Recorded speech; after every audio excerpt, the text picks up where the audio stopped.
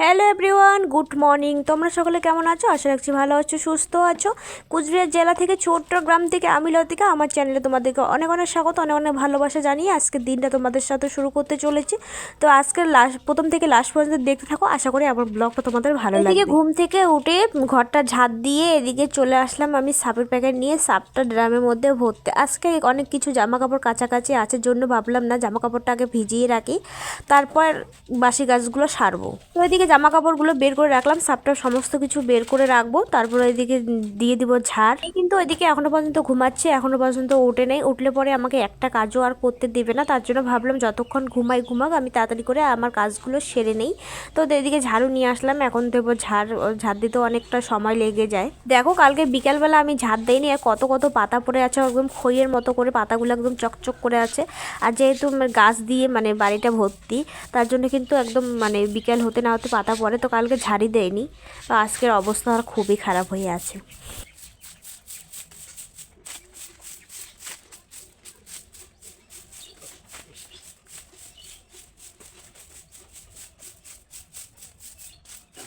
আর এইদিকে নীল কালারের জগটা দেখতে পাচ্ছ, এই নীল কালারের জগটা কিন্তু অনেক দিনেই বের করে রেখে দিয়েছি। এটা যে কবে মাজবো কোনো ঠিক না নেই, ভিতরটা অনেক একদম কি নোংরা হয়ে গেছে। তো ওইটা সাপ দিয়ে আর হচ্ছে পাথর দিয়ে একটু ভিজিয়ে রাখতে লাগে, ওইটাই আর ওটুকু কাজে আর করতে ইচ্ছা করে না। ওইদিকে ঝাঁট দেওয়ার আগে আজকে ঘুম থেকে উঠেই আজকে বাসি থালা বাসনগুলো বের করেছি, ওইদিকে আগে বাসি থালা বাসনগুলো মেজে নিয়েছি, তারপরে কিন্তু ঝাঁট দিচ্ছি। ঘুম থেকে উঠেই দেখি কিন্তু আজকে একটা মিষ্টি একটা সুন্দর রোদ দিয়েছে, দেখো কি সুন্দর শরীরে লাগছে রোদ্রুটা।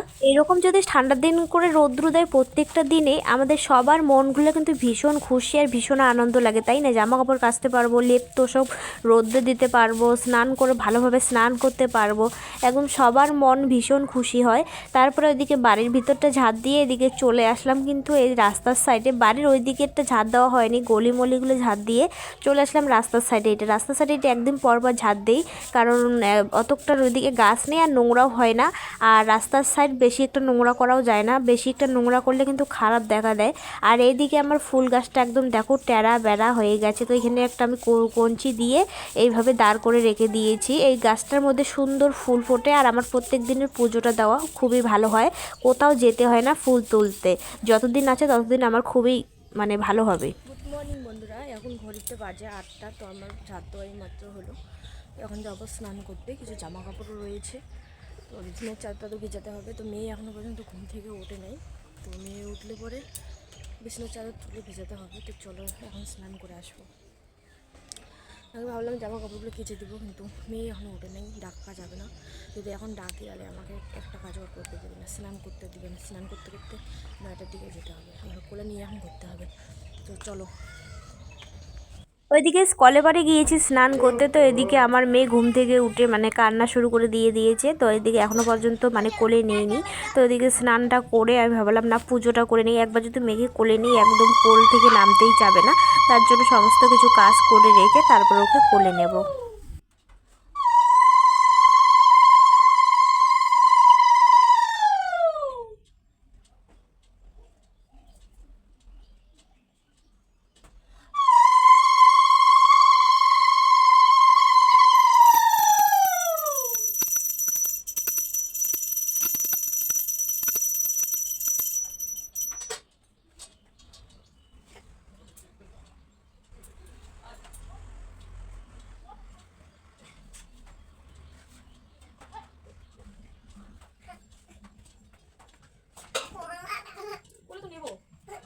একটু কোলে নিয়ে এদিকে বিছনার মধ্যে বসিয়ে ভাবলাম যে না বাসি বিছনাটা তুলে নেই, বেলা হচ্ছে, এদিকে বেলা হলে আবার বাসি বিছনা দেখতেও ভালো লাগে না।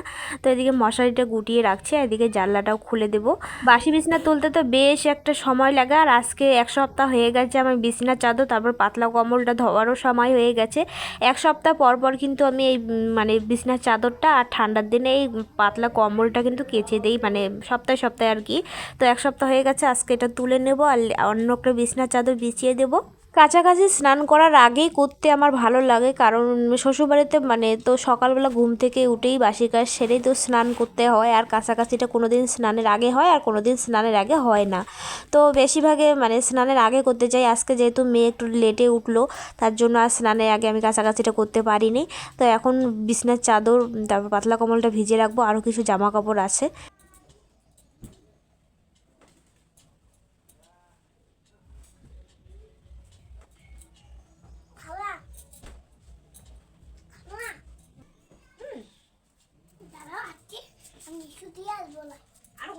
এক ড্রাম জামা কাপড় কাঁধে নিয়ে চলছি এখন কলে পারে। এই ড্রামে তো জামা কাপড় ভেজানো যাবে না, এই ড্রামে মানে এই ড্রামটা ফেটে গেছে নিচ দিকে। আর এইদিকে করেছে দেখো সে ধান সেদ্ধ।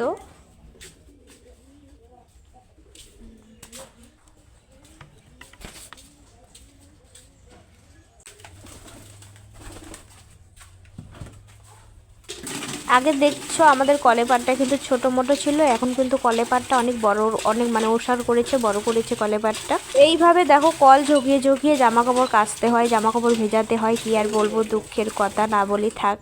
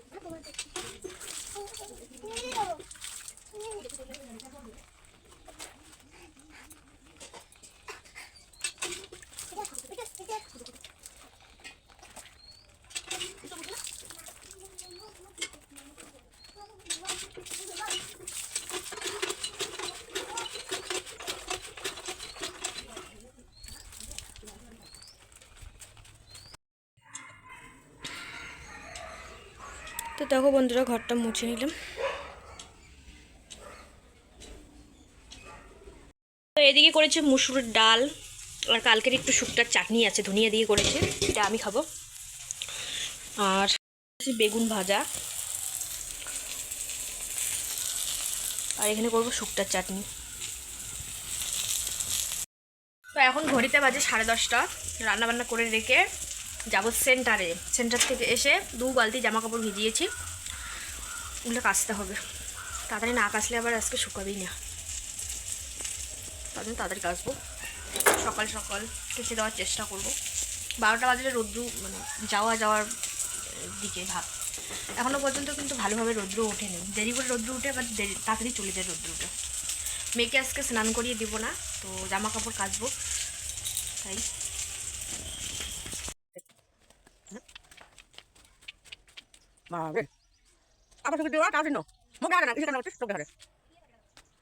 তো এদিকে একটা দিদি আসছে, তার জন্য ক্যামেরা পিছনে দিকে গল্প করছে তো বলছে এদিকে ভিডিও করছি। আমি বলছি হ্যাঁ। বলছে আমাকে কেন দেখা যাচ্ছে না? তো আমি বললাম যে এইদিকে আয়, আমার এদিকে আয়, তাহলে তোকে দেখা যাবে। বলছে থাক, লাগবে না। এদিকে বিছনার চাদর পাতলা কম্বলটা এদিকে দিয়ে দিলাম, কিছুক্ষণ পর পাতলা কম্বলটা ওইদিকে বাড়ি পিছনে ওইদিকে নিয়ে যাব। তো বাড়ি পিছনে তারগুলো আজকে আর লক্ষ্য করিনি, আমি হচ্ছে জামা কাপড় আছে নাকি, তার জন্য এদিকে নিয়ে আসলাম। তারপর পরে গিয়ে দেখি ফাঁকা আছে, তার জন্য বিছনার চাদরটা এখানে থাকবে, বিছনার চাদরটা পাতলা আছে, এখানেই শুকিয়ে যাবে।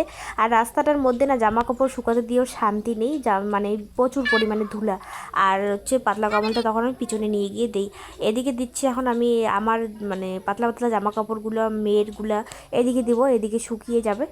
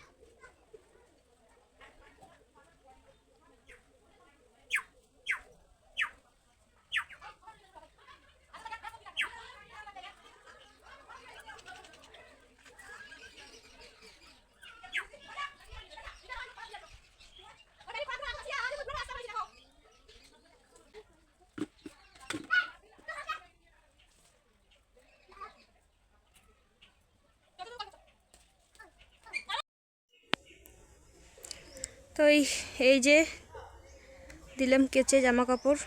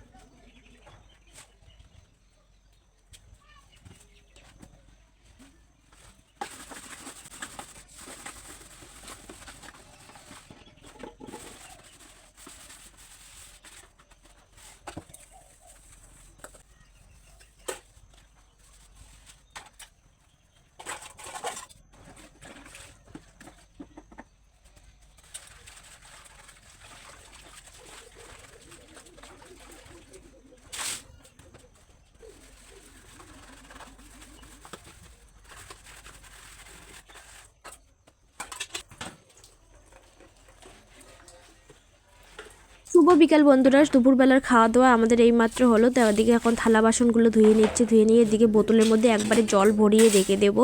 মানে বিকালবেলা যা সমস্ত কাজ থাকে আর কি তোমাদের সাথে আর শ্যুট করা হয়। সকালেও যেমন থালা বাসন বের হয়, বিকালেও সেরকম থালা বাসন বের হয়, একদম এক গামলা করে। সকালবেলা খাবার খাই আমরা দুপুরবেলা, দুপুরবেলা খাবার খাই আমরা একদম বিকালবেলা, কি আর বলবো। একটা বোতলে জল ভরিয়ে রেখে দেবো, কালকে পর্যন্ত আমাদের হয়ে যাবে। কালকে বিকালবেলা আবার ভরবো বোতলে জল। তো কল ঝুঁকিয়ে ঝুঁকিয়ে অনেক জল নষ্টও হয়, অনেক জল পড়ে যায়, এক কথায় মানে বোতলে ভরেই না। তো এই বুদ্ধি করেছি জগে ভরে ভরে তারপরে বোতলে ঢালি।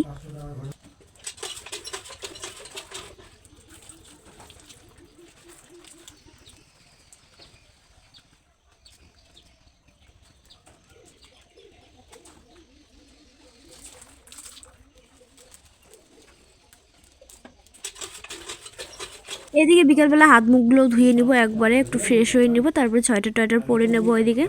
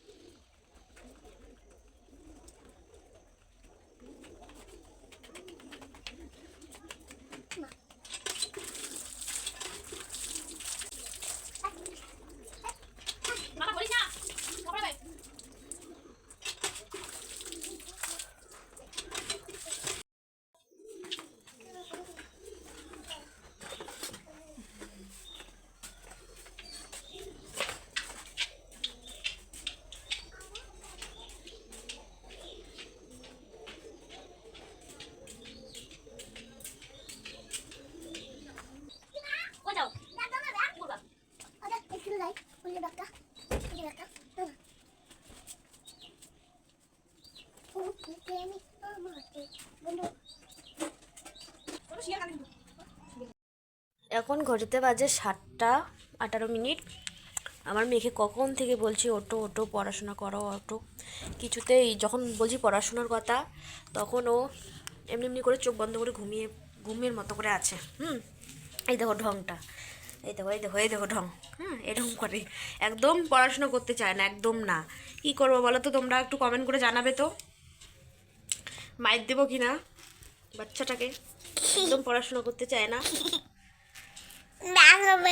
আবার অনেক কাজ আছে এখন, খাবার বানাতে হবে, জামা কাপড় ভাঁজ করতে হবে, ধরতে হবে, কথা একদম সবই পাকা, পড়াশোনা একদম চাই না। কিছু হয় নেই, ভালো করে লেখো।